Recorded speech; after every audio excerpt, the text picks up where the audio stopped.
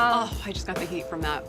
I want the with love take on, like, why does this taste... A previously unseen handwritten letter by Meghan Markle has surfaced, sending shockwaves through Buckingham Palace and triggering urgent damage control efforts. The letter, dated April 2023, was reportedly obtained by a major American journalist, prompting emergency meetings among palace officials, communications teams, and legal advisors after a call early one December morning in 2024. Written more than a year after the Sussexes' Oprah interview but before the release of Prince Harry's memoir, the document comes from a period described as especially difficult for Meghan, as she reflected on her experiences within the royal family and considered potential legal action against British media outlets. Although the intended recipient remains unknown, possibly her legal team or a trusted confidant, the mere existence of the letter, along with its alleged contents, has proven deeply unsettling for the monarchy, marking a moment that insiders say could permanently alter the institution. Palace officials had long believed that all potentially damaging correspondence from Meghan Markle's time as a working royal had been secured or destroyed,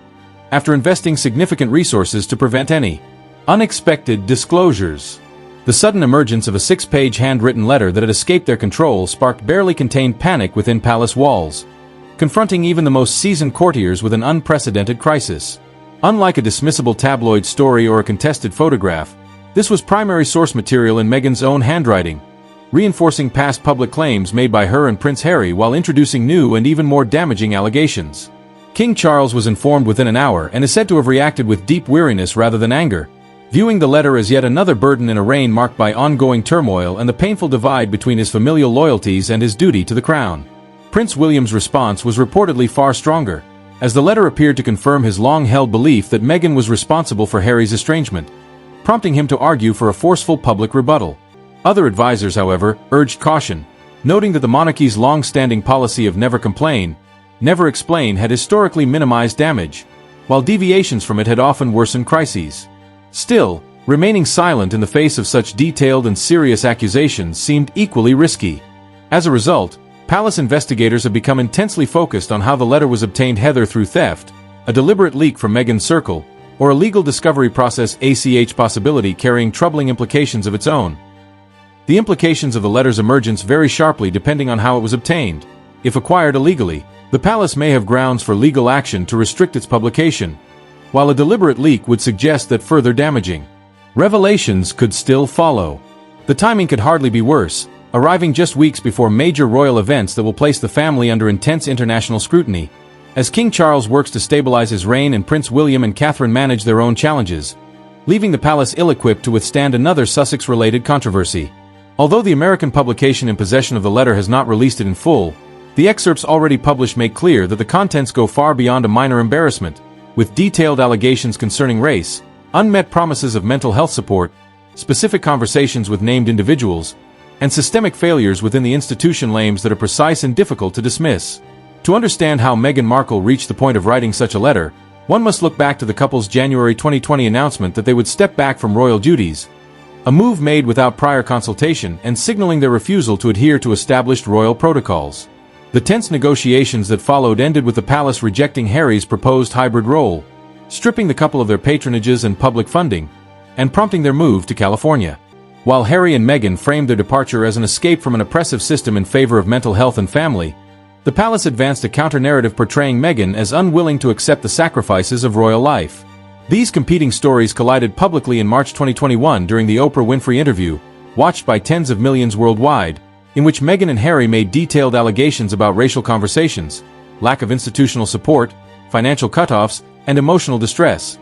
Claims that reshaped global perceptions of the monarchy and now appear to be further reinforced by the contents of the leaked letter. The palace's response to the controversy was brief and carefully calibrated, acknowledging that some recollections may vary, a phrase that quickly became infamous for its diplomatic vagueness, while insisting that issues, particularly those concerning race, will be taken seriously and addressed privately. There was no detailed rebuttal or point-by-point defense, as the strategy was to wait for the news cycle to move on, but it never truly did. The interview created deep fault lines that remain unresolved, with public opinion in Britain turning increasingly against the Sussexes. While in the United States and among younger audiences worldwide,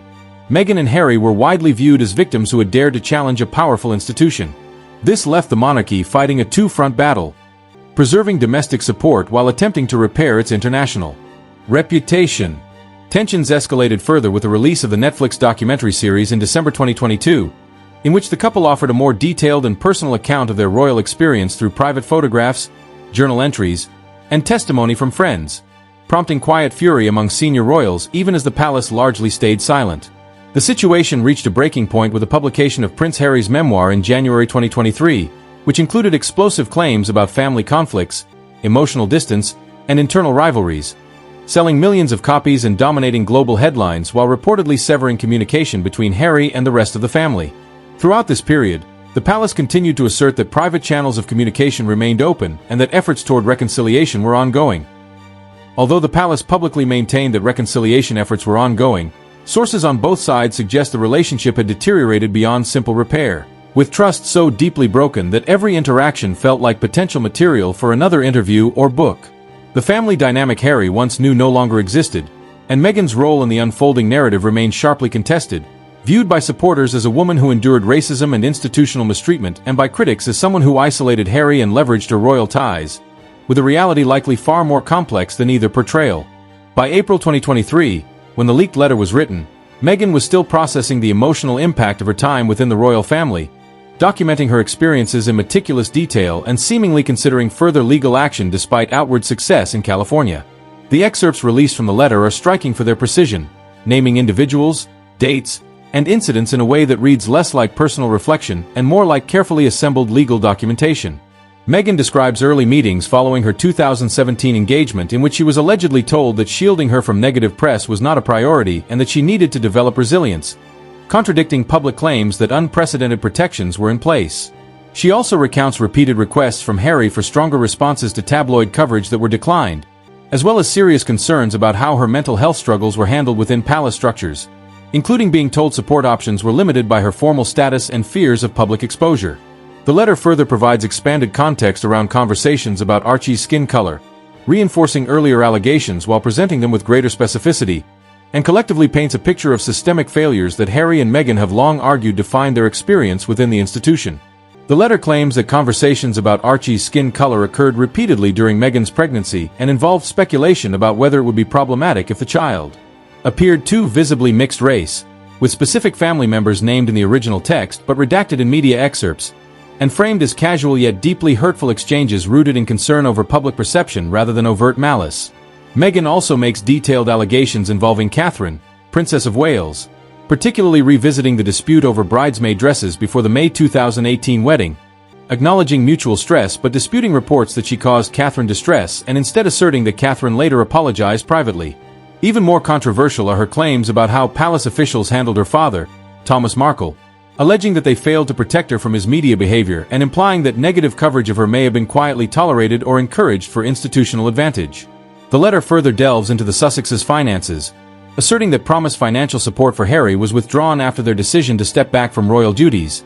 and includes dates and figures that challenge public narratives about their independence. Among the most damaging assertions are allegations of a coordinated effort by palace staff to undermine Meghan through press briefings, with specific officials named and patterns described in which negative stories allegedly followed private conversations. The tone of the document shifts between emotional reflection and precise, almost legalistic documentation, a combination that strengthens its impact and makes dismissal difficult, particularly because many of the claims are presented in a way that could be independently verified through records, correspondence, and financial documentation.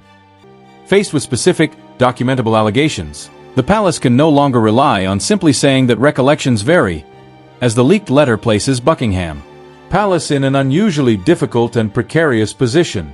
While the monarchy has survived many crises over centuries, this challenge strains traditional strategies such as the long-held principle of never complain, never explain, which assumes silence preserves dignity and allows controversy to fade. Some senior advisors still favor this approach, arguing that responding only fuels further attention, but others believe the detailed nature of the claims complete with names, dates, and evidence that could be verified demands a more direct response, especially on issues as serious as racism and mental health. King Charles is caught between personal and institutional duty, torn between his desire for reconciliation with his son and grandchildren and his responsibility to protect the monarchy, particularly as the allegations may implicate family members, including himself. Despite repeated attempts to extend olive branches, each new revelation makes reconciliation more difficult and risks rendering such gestures meaningless. Prince William, by contrast, is said to take a far firmer stance, viewing the Sussexes' actions as deliberate efforts to profit from family conflict and seeing the letter as another installment in a long-running public narrative. He reportedly favors a robust rebuttal, potential legal action, and a clear defense of the institution, believing that continued silence has been interpreted as weakness and that the palace must finally draw a decisive line. Queen Consort Camilla occupies an especially sensitive position, as some of the letter's allegations reportedly touch on how palace communications staff managed her long and carefully orchestrated rehabilitation from scandal to respected royal consort, raising the implication that negative briefings against Meghan may have followed patterns previously used against others. Camilla is said to have urged King Charles toward caution, informed by her own painful experience of how internal palace conflicts can spill into the press. Catherine, Princess of Wales, has remained publicly silent on Sussex matters, but references to her in the letter have reportedly caused private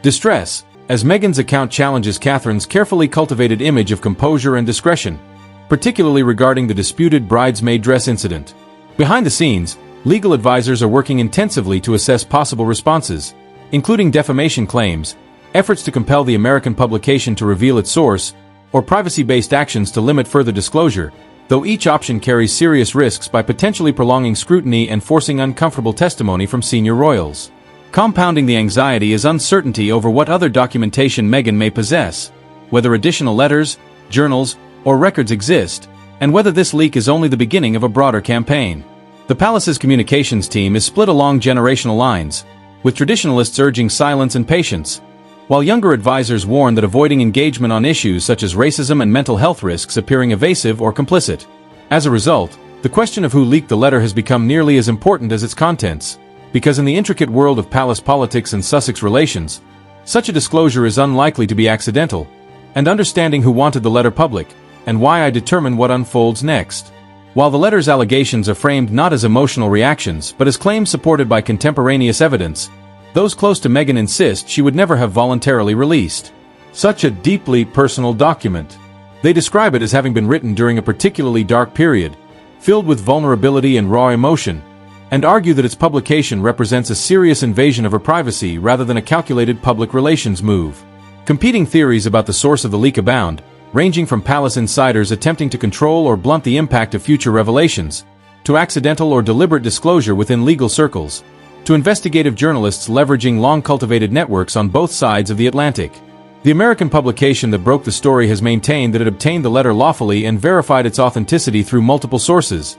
while refusing to reveal further details, a stance that has frustrated palace officials and highlighted apparent weaknesses in information security. The timing of the leak has also raised suspicions, with some analysts suggesting it may be intended to influence unrelated negotiations or future royal engagements, while others point to disgruntled former staff or internal palace factions seeking to permanently derail reconciliation. In the immediate aftermath, the fallout has spread quickly, with staff members named or implicated coming under intense scrutiny, some considering resignation out of exhaustion rather than guilt, and senior advisors weighing the reputational damage to the institution. For King Charles, the situation has complicated already sensitive decisions about upcoming royal events, including whether any gesture toward Harry might still be possible, as the leak has once again hardened positions and narrowed the space for compromise. With new allegations circulating and palace officials furious, any invitation to Harry would now be seen as rewarding bad behavior, while excluding him entirely would signal that the family rift is permanent, undermining King Charles's stated goal of unity. Charles reportedly agonizes over the decision, aware that whatever he chooses will be criticized and carry lasting consequences. Prince William has reportedly drawn his own line, refusing to attend any event where Meghan is present and conditioning his participation in family gatherings on Harry coming alone, if at all. This creates both logistical and symbolic challenges, particularly for events meant to display royal unity. The bond between William and Harry, once so close despite their age gap, appears irreparably damaged, with communication now limited to intermediaries and only when necessary, replacing the shared affection and brotherly connection that had endured since their mother's death. Public opinion in Britain has hardened further against the Sussexes, with polls showing approval ratings falling, even among younger demographics previously sympathetic, who now perceive their public statements as self-indulgent. In the United States, responses remain divided. Progressive outlets largely defend Meghan, while conservative commentators echo British critiques, and some former celebrity supporters have notably gone silent. The commercial implications for the Sussexes' ventures, including Netflix projects, Harry's upcoming memoir, and charitable initiatives through the Archewell Foundation remain uncertain, depending heavily on whether the public perceives them as victims or opportunists, a perception that seems increasingly critical. Legal experts are closely observing whether the palace will pursue formal action. A defamation suit would be complex, requiring proof of falsity and malice, and would involve discovery processes that could extend the scandal for years. Analysts expect the palace to favor internal investigations, identifying staff who may have briefed against Meghan and reviewing policies on denied mental health support, rather than engaging in prolonged litigation. Reconciliation now hangs in doubt. Questions remain whether Harry can ever rebuild ties with his father and brother while remaining married to Meghan, or whether she can ever be welcomed back into royal circles. Sources describe entrenched positions on both sides, with resentment hardened into intractable stances and apologies that seem unlikely. The leaked letter has forced the palace to confront specific, document-backed allegations that cannot be dismissed as differing recollections, revealing the depth of dysfunction during Meghan's time as a working royal and underscoring that the story, and the potential for further revelations, is far from over. The chaos within palace walls continues to unfold.